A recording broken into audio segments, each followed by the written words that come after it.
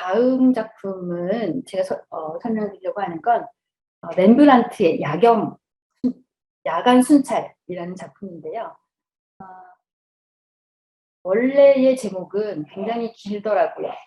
프랑스 반닝코크 뭐 어쩌고 저쩌고 순찰대라는 아주 긴 제목을 가지고 있는데 애칭처럼 이 작품을 야간 순찰이라고 불려왔습니다.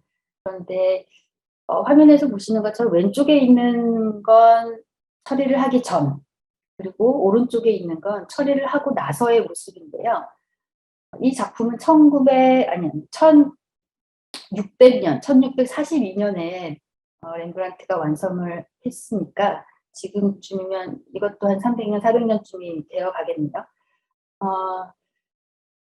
이 역사가 긴 만큼 그 사이에 여러 번의 그 복원이 있기는 했어요. 그런데 이렇게 극적으로 그 어두운 그림이 밝아진 것은 1940년에 있었던 복원 작업 때문이라고 하고, 이때는 표면에 덮여 있는 바니스를 제거하면서 이렇게 그림이 밝아졌다고 합니다. 바니스라고 하는 건 보통 화가들이 그림을 다 그리고 나면 그림을 전체를 보호해 주려고 한번 싹 이렇게 칠하는 니스 칠 같은 거예요. 니스. 그래서 이 니스가 합성 수지로 되어 있는 요새 것들 말고 옛날 것들은 굉장히 황변이 심하게 되었거든요. 그래서 누렇게 되고 진한 갈색이 되면서 원래 그림색을 다 덮어버린 거죠. 그래서 1940년대 있었던 복원 작업에서는 황변된 바니스를 걷어냄으로써 그림이 야간 순찰처럼 어둡지 않고 그 누구도 횃불을 들고 있지 않은 야간 순찰이 있을 수 없잖아요. 아무튼 그래서 야간 순찰이 아니라 주간 순찰을 그린 것일 수도 있다. 뭐 이런 재미있는 에피소드를 만들어내게 됩니다.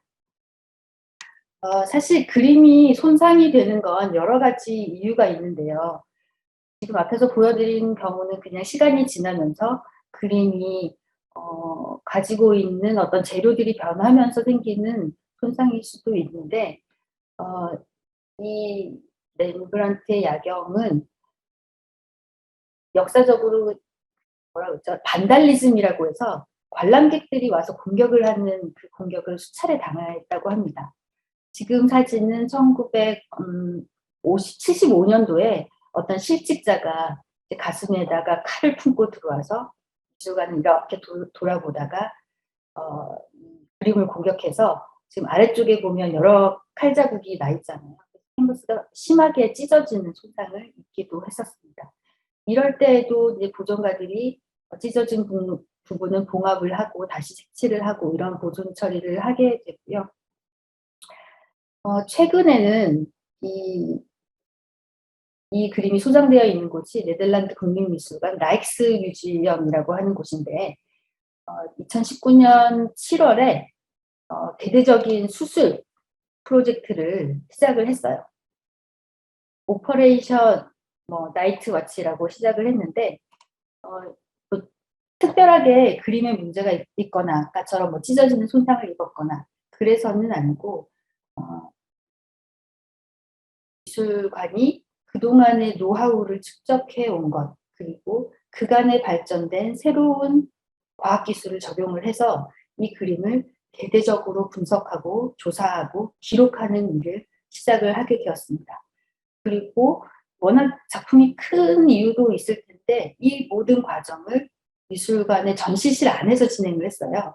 그래서 관람객들이 들어오면 보건가들이 하는 모든 일들을 실시간으로 볼 수 있도록 했던 것이죠. 그리고 이 프로젝트가 시작하자마자는 코로나가 또 유행하면서 아마 이렇게 사람들이 오는 여건이 안 되어서인지는 모르겠으나 실시간으로 온라인으로 생중계를 하기도 했습니다.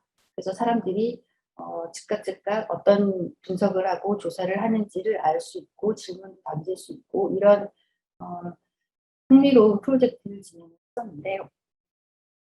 기록에 따르면 이 그림은 약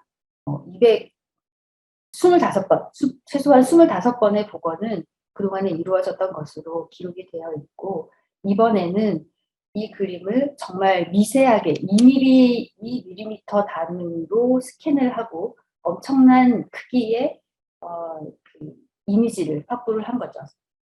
고화질의 이미지를 확보를 했고요. 그래서 이것을 홈페이지에 공개하고 있어요. 그래서 여러분 궁금하시면 여기 라익스 뮤지엄의 홈페이지에 가셔서 한번 보시면 굉장히 흥미로운 동영상이나 이런 것들 많이 올려져 있습니다. 이 과정에서 그림을 분석하는 작업도 이번에 다시 했는데요.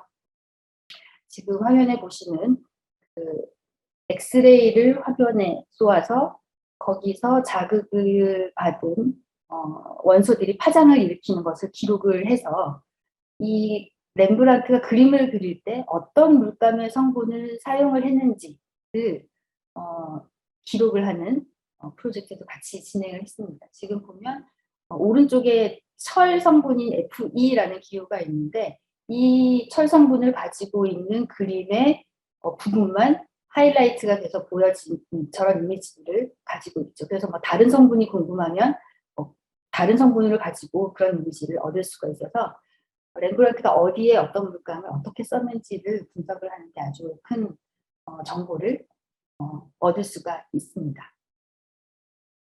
사실은 이렇게 모든 걸 공개하는 게 보존가의 입장에서는 굉장히 부담스러운 일이기는 해요. 뭐 동물원의 원숭이처럼 누군가 와서 일을 하고 있는 걸 보고 있는 게 만만치는 않은데 이렇게 어떻게든지 이 보존이라는 활동 자체를 미술관이 가지고 있는 가장 중요한 것임에도 불구하고 사실은 여러분들에게 잘 보여지지 않았던 것이 좀 이제 작품이 손상이 되니까 손상된 건 보이지 않는 곳으로 가지고 가서 다 처리를 끝내고 말끔해졌을 때 다시 전시실에 오는 것이 보통이었고 그 과정을 공개하는 것 자체가 굉장히 아까도 말씀드렸듯이 부담스러운 일이었기 때문에 이렇게 여러분들에게 공개가 되는 일이 많지 않았는데 지금 약간 전 세계적으로 유행처럼 이것들을 많이 공개를 하고 있는 것 같아요. 그래서 이것이 굉장히 고무적인 하나의 이 보존을 여러 사람들에게 알리는 하나의 방법이 될 수 있겠다라는 생각이 들었습니다. 이 방법은 매크로 XRF라는 그 분석 기술인데요. 지금 하나 더 제가 예를 보여드리려고 해요. 이 작품은 반 고흐의 들꽃과 장미가 있는 정물이라는 작품입니다. 이 작품은 네덜란드 클렐러 밀러라는 미술관에 수장이 되어 있는데 처음에 이 작품이 이제 미술관에 수장되고 나서는 이게 진짜 반 고흐의 그림인지 아닌지 약간 의문을 가진 사람들이 많았다고 해요.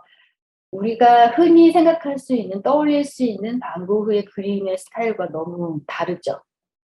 그리고 그림의 크기도 조금 너무 일반적인 반 고흐의 그림과 다르게 너무 컸고 서명이 되어 있는 부분도 조금 달랐다고 해요. 그래서 2000년도 초반에 미술관에서는 이 그림이 반 고흐의 그림이 아니다라고 결론을 내리게 됩니다. 작가 미상으로 표기가 되어서 소장이 되어 있었는데 이 작품도 똑같이 아까 말씀드린 것처럼 매크로 XRF 사진을 찍었더니 아래에 레슬러 그림이 나타났어요. 고개를 약간 이렇게 돌리셔서 보면 남자 두 사람이 이렇게 뭔가 잡고 있는 것 같은 이런 이미지가 나오잖아요.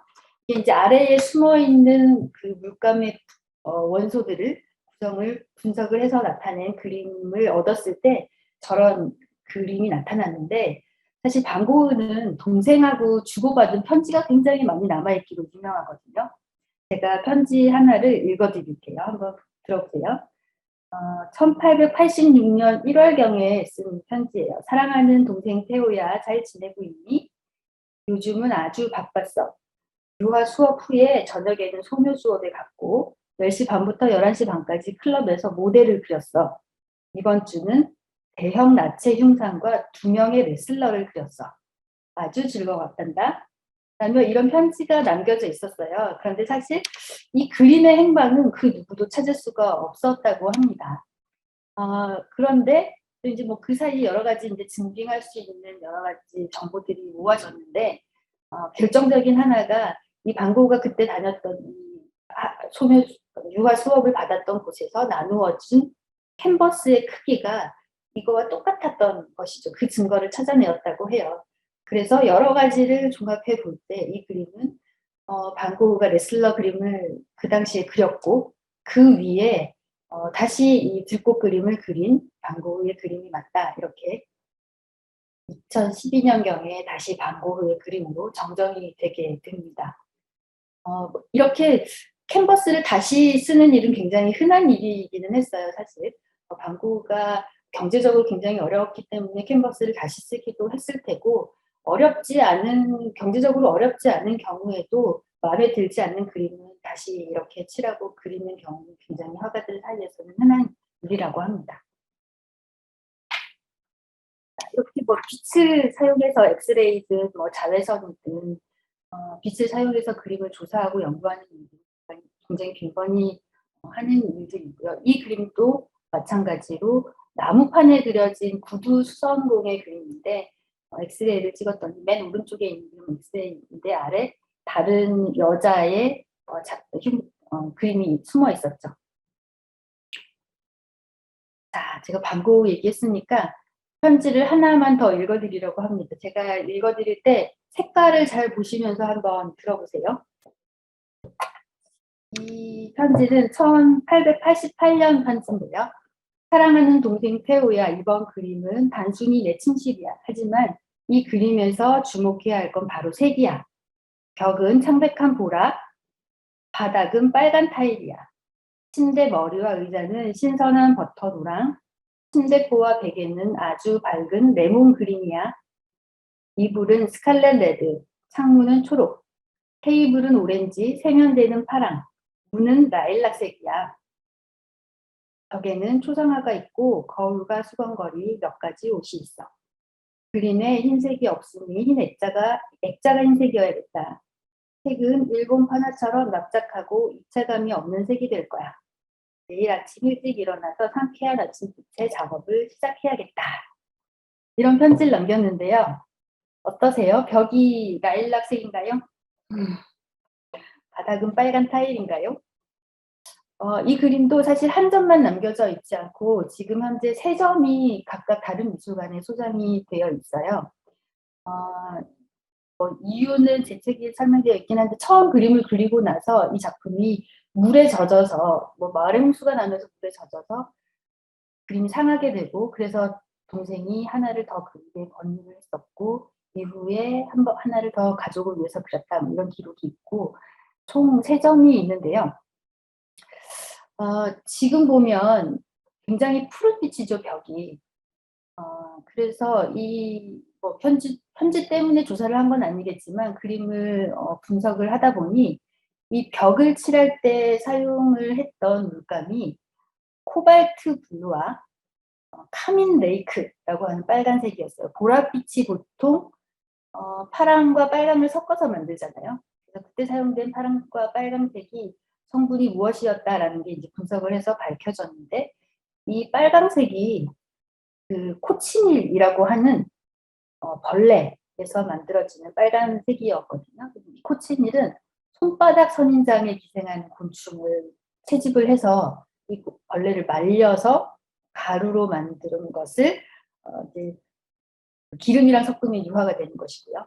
그렇게 해서 이제 파란 물감과 섞어서 보랏빛을 만들었을 텐데 이 색깔의 특징이 너무나 금방 날아가 버린다는 거예요.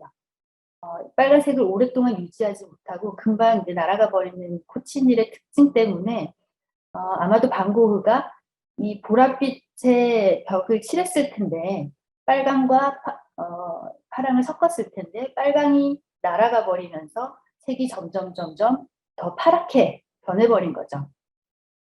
그런데 이렇게 변해버린 경우에는 아까 과산화수소를 떨어뜨려서 다시 흰색으로 돌린다거나 이런 역관능의 화학 반응을 일으킬 수 있는 방법이 없기 때문에 사실 복원을 한다고 해서